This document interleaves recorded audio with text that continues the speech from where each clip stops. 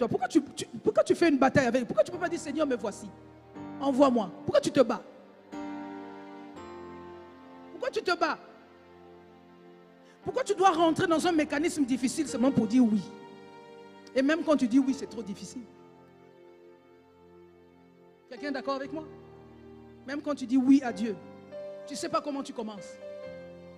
Tu ne connais pas le prochain événement.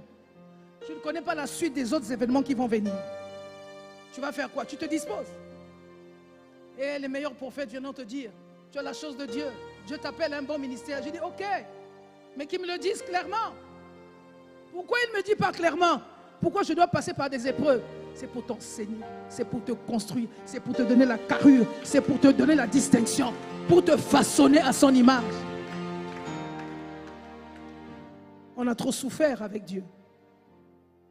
Nous vous partageons nos témoignages et notre expertise.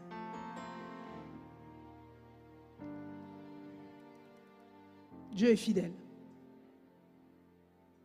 Dieu est fidèle. Aucune chose n'échappe à Dieu.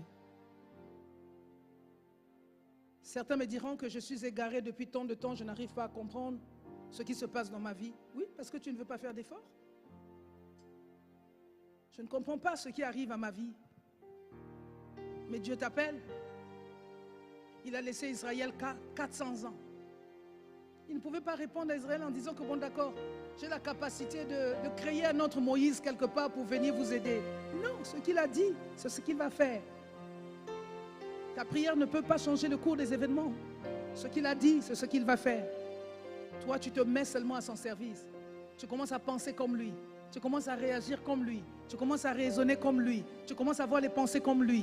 À ce moment-là, vous vous rapprochez. Il y a un rapprochement qui se fait. Qu'est-ce qu'on appelle ça? C'est de l'intimité. C'est de l'intimité.